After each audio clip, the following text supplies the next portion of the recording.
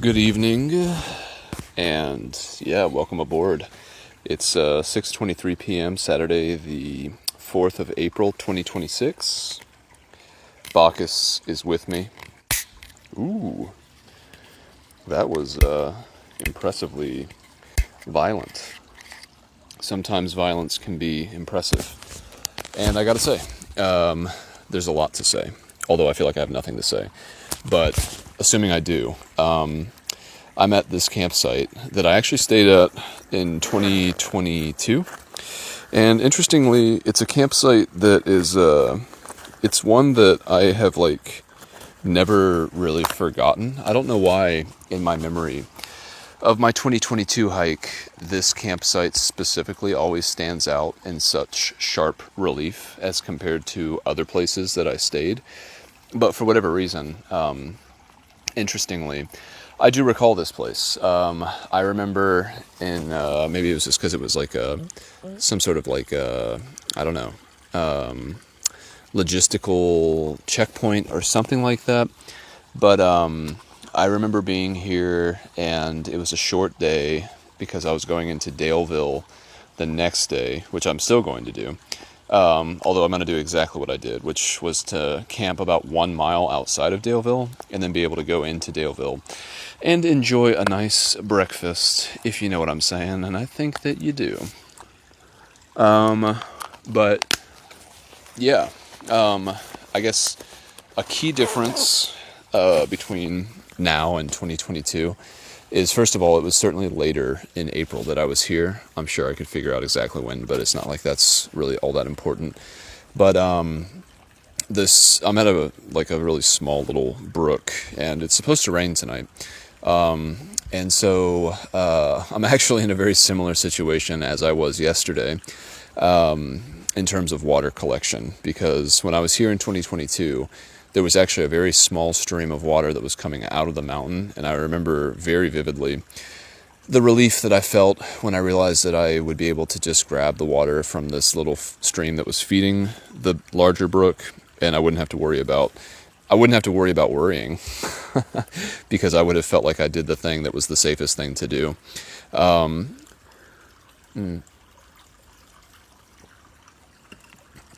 Ooh, that is so refreshing. Got a Miller Lite, y'all, and a little thing of wine. You know, I went into town today. Catawba treated me right, so I took all the good stuff with me.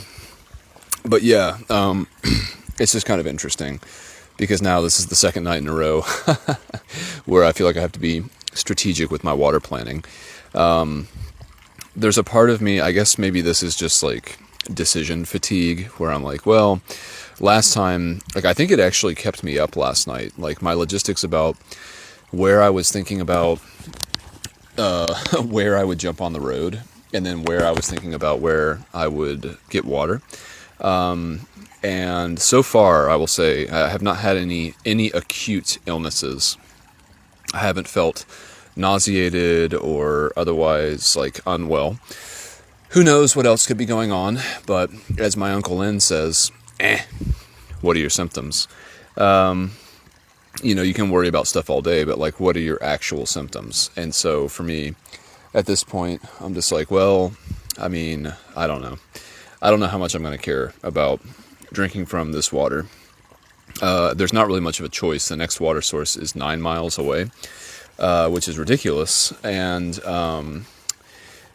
yeah, I think that it would be smarter for me to grab water now, tonight, because I don't know when the rain is supposed to start for tomorrow. And I know for sure if there was going to be any kind of issue with getting water from this source, it would be exacerbated with an influx of additional rain. Additional rain is going to push all types of beasties downstream. So, yeah, if ever there was a time to drink, now it is. As I look around in the water, there's a lot of little snail, barnacle things, which I think, at least to me, bodes well. There's nothing that is dying in this water because of the water. God, I can't believe I have to even the cognitive load that is taken up in my mind just for thinking about water. I don't even know I don't even know. You know what I'm saying? I don't even know. The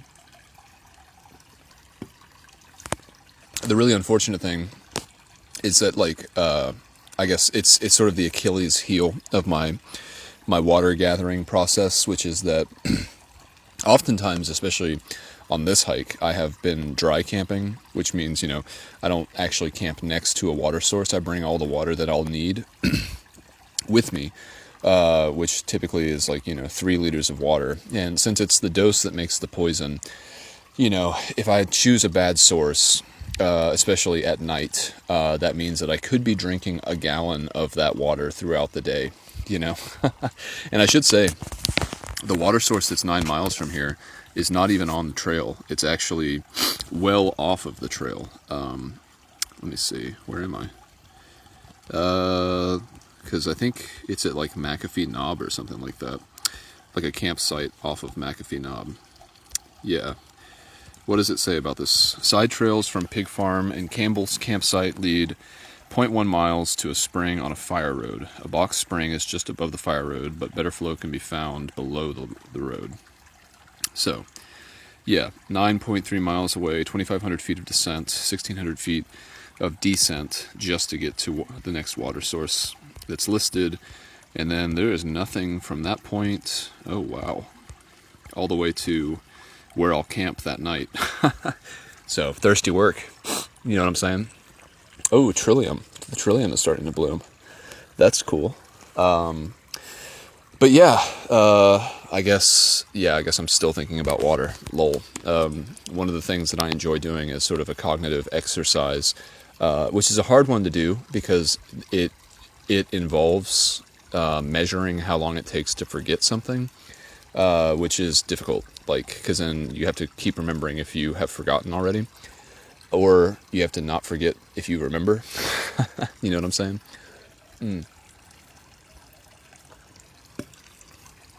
And so, yeah, I'm just gonna drink this water and just hope for the best. Many other people have done it. I didn't see any comments. The thing that I don't like about crowdsourcing this information and this material is that you kind of get both sides. You get people like me who are skeptical and worried, and then they'll write something like, I saw that this place abuts pastures, and I saw cows walking across the creek at some point.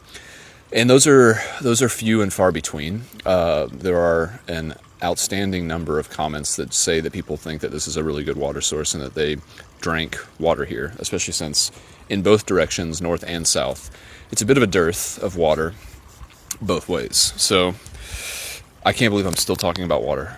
8 minutes of talking about water. I mean, I know I talked about some other things, but by and large, it was about water. So I'm at this campsite. This campsite's really cool. I was looking forward to it. I remember being here. I remember having a couple of beers. And I remember relaxing. I had budgeted in to be here. And it was a short day. It was like a 16-mile day, if I recall. And it was just relaxing. And similarly, today feels like a short day, even though it was still 22 miles. But it wasn't extremely taxing. I'm trying to think. Well, I guess we can start from where I left off. I do really feel like some of these clips that I make are more like pensive material. So going back to that Harry Potter theme of extracting thoughts of a heavier nature so that they just no longer circle your head, or so that you can protect them, or in this case, I guess, share them. I feel like this morning was a pensive clip, and I think I might start labeling them pensive clips when I can tell that that's what it's going to be.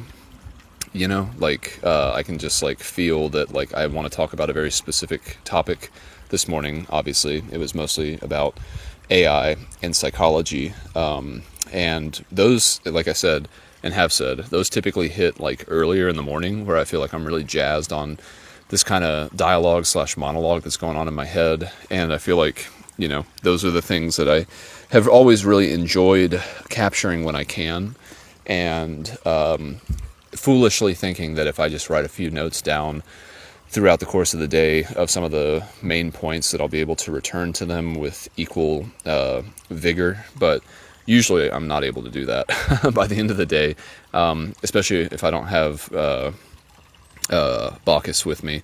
I feel like I'm just going through the motions sometimes. Sometimes you hit, sometimes you don't, and that's all fair dinkum, my dude. They can't all be gems, and you got to kill your darlings. Man, that is so refreshing. Oh man, it was a hot day. It was certainly a hot day. In fact, it was definitely a hot day. I can't even remember what it feels like to be blisteringly cold. Today was quite the opposite. It was a warm one, and I gotta say, shout out to my dude Travis. I love the Jolly Gear shirt that I have. The sun hoodie has been such a game changer for me. Pretty much every thru hike I've ever done, especially in the beginning, I have had to endure like the tops of my ears getting sunburnt because I just don't think about it until it's too late. I do carry a little thing of sunscreen with me so that I can tend to the needfuls, the physical needfuls, and yeah, with the sun hoodie, I have not had to have that feeling of sunburnt ears, which is good for a variety of reasons, not the least of which is even my first thru hike in 2019, I remember being unsure of why my ears physically hurt when I would put them on my pillow. I was like, what's wrong with my ears? And it turns out that even though it was March or whatever, because there was no foliage, my ears were getting burnt. And now they ain't getting burnt. And that's about as good as it gets. So, let's see. What are the highlights of the day? Well, I really enjoyed the talk earlier, the pensive. And I don't really have any more material like that to bring up. Some of you may appreciate that. But for what it's worth, the highlights were, so at about mile 11, I believe, I got to the road crossing that I was going to get onto the road from, and there was actually trail magic there. Shout out to my dude Jumbo, who really, I wasn't expecting anything, and that's always the best kind of trail magic. I was getting a little spoiled with running into fresh grounds as many times as I did.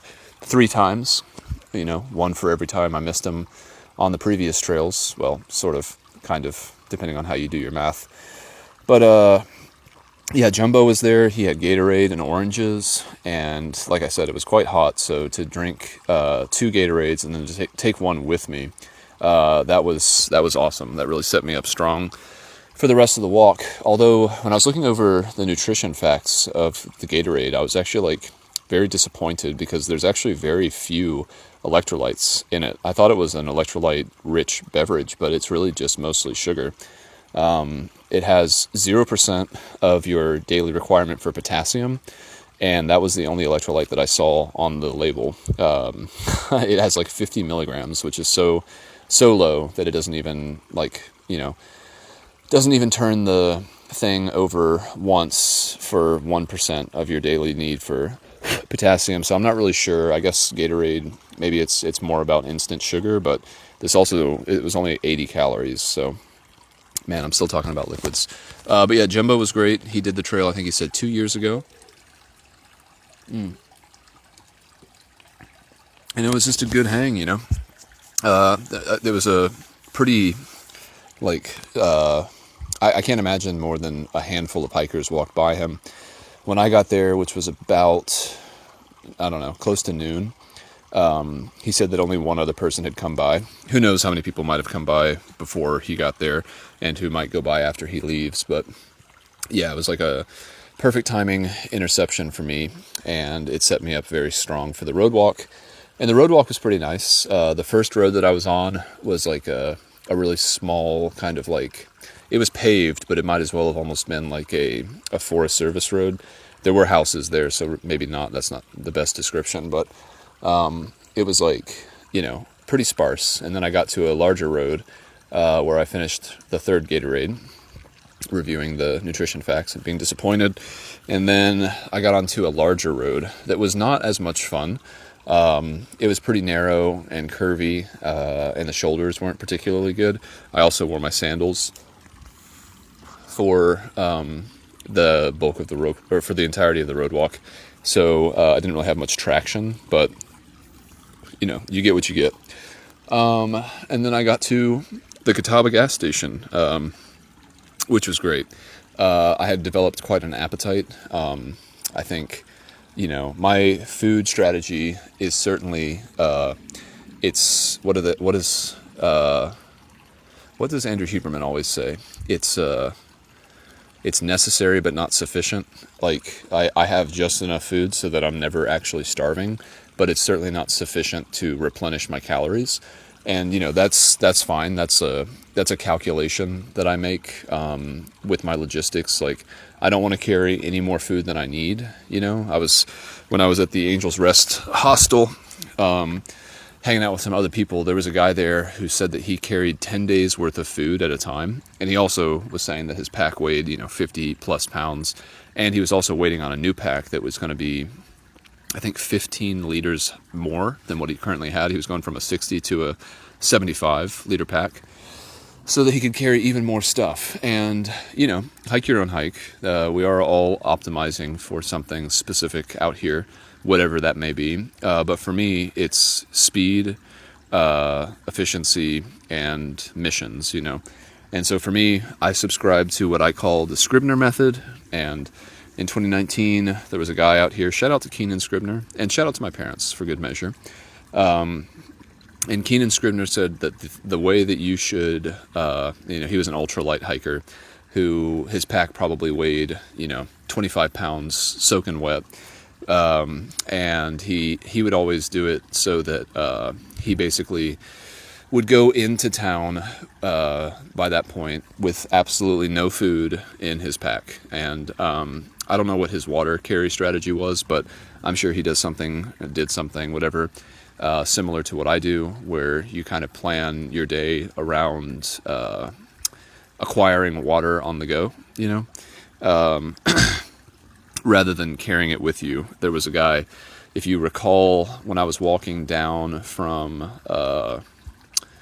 when I was about to go into the Smokies and then decided to make my strategic retreat, there was a guy who I passed who was saying that he had been told that you should never carry water to water. So if you're still carrying multiple liters of water and you're also passing water sources, then you're carrying unnecessary weight.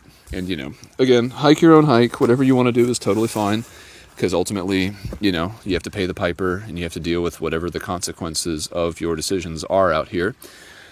And they're not bad consequences, but man, I can't imagine doing a 10-mile day, even if my pack weighed 50 pounds. Like, that would not be fun for me. That would not feel good, and I wouldn't be able to achieve what I optimize for. You got to achieve what you optimize for. Man, that's so refreshing. Oh, man.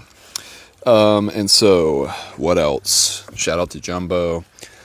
So I got to the Catawba grocery store, and I ordered a whole Hunt's Brothers pizza, which I ate with delight. And, I strategically ate that so that I didn't have to have any dinner. So I didn't have to carry that additional small amount of weight or pay for something that would have been less satisfying anyway. So I had this awesome, great pizza. Shout out to Hunt's Brothers. Shout out to my Uncle Len. And, shout out to my parents. I'm looking at like dried blood of an unknown origin on my body. But yeah, it was a cool little time at Catawba. I enjoyed talking to the woman who was working there. It got really busy as soon as I got there. It was about 4 o'clock, and so, dinner crowd was starting to pour in, and she got like a lot of pizza orders right when I got there as well. Thankfully, I was like one of the first to put it in. She said that she had just been bored because there was nothing going on, and then she got hit really hard. And there were 2 cyclists there, one named Cy, shout out to Cy, and another one named Zane, I think. Shout out to y'all dudes. Cy is biking cross country, and he left 3 days ago from somewhere. I don't remember where. Maybe Virginia Beach. I don't even know. He said that he was doing the Trans Am bike route until he gets to Colorado, and then he's going to go south so that he can go to LA.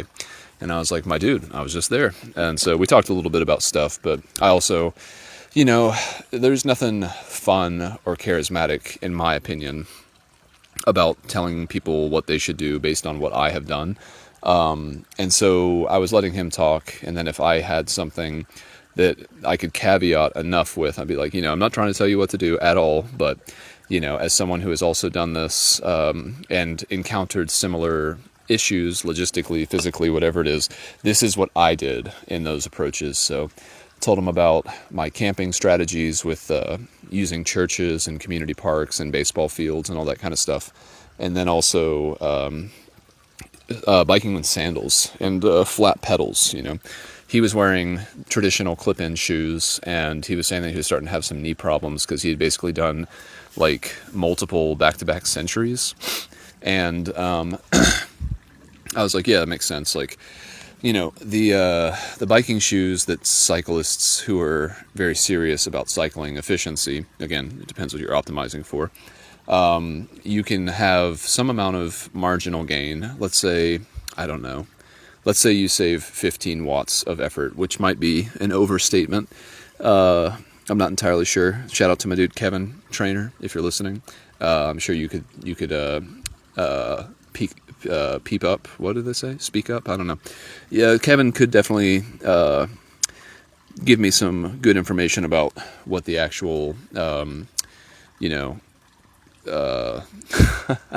drag that is created by not wearing stiff shoes. But, you're basically, oh my God, I feel like I'm struggling to talk. The amount of effort that you're putting into the pedals goes farther if your shoes are more stiff and you're connected to your pedals. That is for sure a fact. However, if you're doing something like a cross-country bike ride and maybe your body isn't necessarily acclimated to that kind of repetitive use and then the possible repetitive use injury that can occur from it, you got to think it's kind of like road walking. As Notebook LM has said over and over again, every time I talk about road walking, the reason why it is somewhat more difficult on your body than when you are purely walking in the woods is because, obviously dirt has some amount of give.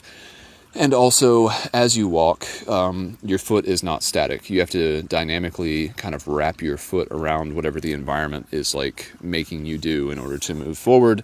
And so there's not the same type of repetitive use that is occurring over and over again. Whereas if you're road walking, it's the exact same static energy being dissipated over your body in the exact same way over and over and over again. And so, I was like, well, flat pedals and sandals is a pretty sweet way to bike. I never thought that I would do something like that. Shout out to Allie, the OG sandal wearer, my ex-girlfriend from 2020, and years other as well, who biked cross-country exclusively in sandals. I now would also advocate for that. It allows your foot to breathe, and also if you're on flat pedals, you can move your foot around in a way that doesn't hurt areas of your body over and over again repetitively. Anyway, so I really enjoyed talking to those dudes. And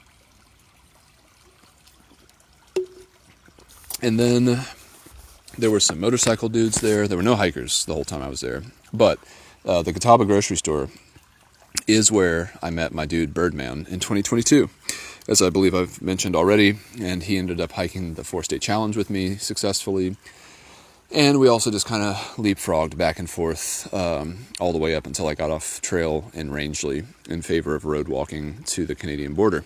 But yeah, dude, did all my stuff. I charged my phone up to 100, which is always a success in my book, and had that delicious pizza.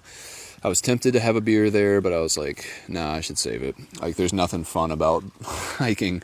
Like, to get to where I am now, I had to hike. It was, let's just say, 250 feet up and then 250 feet down. And that's not fun with a buzz, It was hot and pretty exposed to the sun still.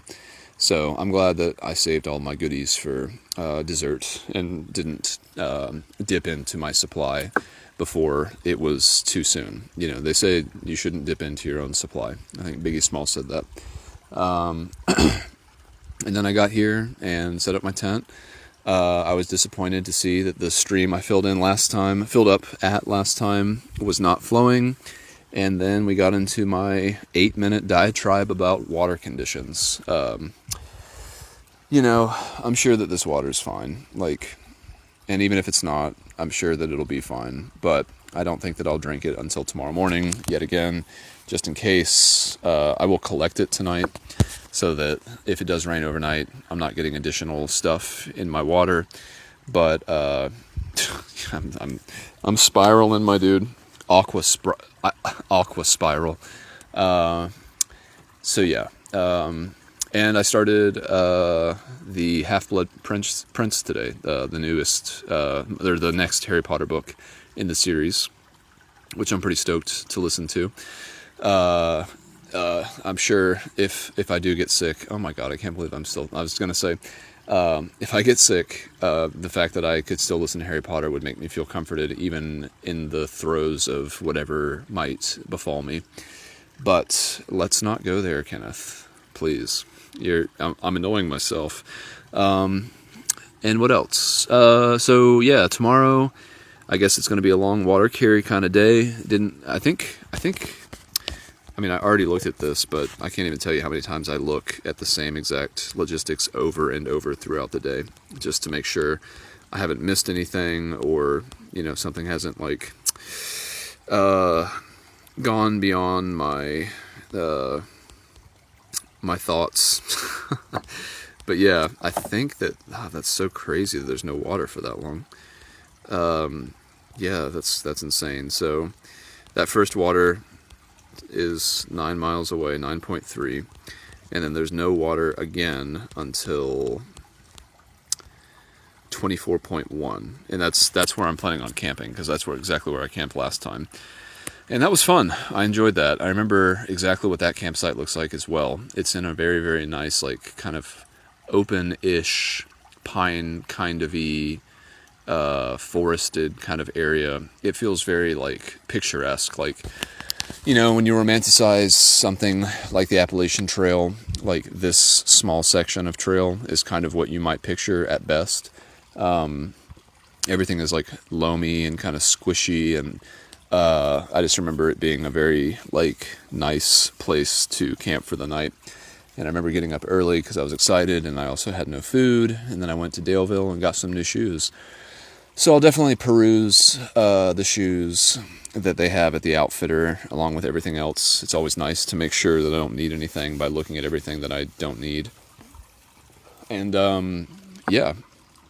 Speaking of shoes, I did unfortunately decide that I was not going to keep the shoe that I found today, even though I think I might know who its owner is. Untouchable. Dude, my bad. My thought was that he would very quickly realize that he didn't have his other shoe, and then he's going to be going through Daleville as well. And if it was me, if I lost a shoe, I would have no expectation that someone was going to bring it back to me. So having only one shoe, I would probably just throw that one away and then buy new shoes somewhere in Daleville. They were just camp shoes, so nothing really particularly special. And yeah, so I was like, I thought it initially, I was like, well, maybe I'll carry it for 3 days, and if I don't catch up with him in 3 days at some point, I'll just throw it away then. But then I was carrying it, and I was like, it became unattached at a certain point. I was just carrying it on a strap, and then it was hitting my arm, and I was just like, all right, this is annoying. Plus, I don't know where this shoe has been, and although I did put it on the dirty side of my bag, aka where I keep my bidet, which is not technically dirty, but I do have one side of my bag that's for clean drinking fluids and liquids, beer, wine, and water. And then the other side, the other big pocket, is for bidet water, tent poles, umbrella. Oh, I have my umbrella too. That'll be an interesting... I probably will be able to use that tomorrow on trail. Tomorrow, I'll be going through 2 of the 3 of the Virginia Triple Crown things. I skipped Dragon's Tooth today. I skipped it in 2022 as well. I don't really even remember what it looks like because I haven't seen it since 2019, but... the Virginia Triple Crown is Dragon's Tooth, Tinker Cliffs, and then McAfee Knob. And so tomorrow, it's going to be an interesting day. I'm sure I'll have a lot to say maybe by the end of it. It's supposed to rain. There's supposed to be accumulation of somewhere between a third to a quarter. Wait, could that be right? No, a third to a half of an inch of rain. So I'm not entirely sure what that'll mean. Well, I guess that means I might find some water ahead of time. I do recall that there was a unlisted spring of water close to McAfee Knob. And if it's going to rain tomorrow, I'm sure I'll find water between here and there. So, the water spiral. Yeah, who knows?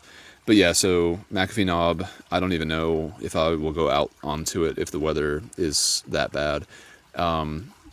Hopefully, if it does rain tomorrow, as predicted, I can at least pack away my tent dry in the morning. I have no idea. So there's no service here, and I can't check, and I didn't check throughout the day because I don't really care what the weather's going to do, especially as we're moving into warmer months. Like being wet, they say no pain, no rain, no main, and so I'm pretty content to just get wet pretty often if it should be so, and I'll just deal with it on an ad hoc basis, and it will help to inform my zeros if and when I take them. So it just kind of is what it is, and it was what it was, my dude. 31 minutes. I've spent an hour today talking and recording my talking. But yeah, now, last time I was here, I did yoga on this bridge. And I might do a little bit of yoga again to try to stretch out my knees and legs a little bit. That sounds kind of nice, like listening to Harry Potter, drinking some Chardonnay, and just kind of, easing into the evening. The only chore left is to gather water. Have I mentioned my thoughts on that yet? And then, yeah, dude, it's all Kismet from there. Interesting. Yeah, I bet. I'm just reading comments about water. That's what my world has been reduced to, my dude. Power lines and stream. Better off at water source, no BOF here. Low film. Yeah, water's not going to be a problem tomorrow. What does this water source say? Let's leave it with this. What does the official gut hook thing say about this water? Cross a large brook. The bridge is washed out as of spring 2017. That's all it says. Water. This is good water. Highly recommend against using water right next to VA 624 north of Dragon's Tooth. It has made people sick even after treating. Yeah, tons of water. Yeah. Oh my God. All right, well, for fear of another spiral, I'll leave it there for now. Yeah, pray for me, I'll pray for you. Shout out to my parents, love you, bye.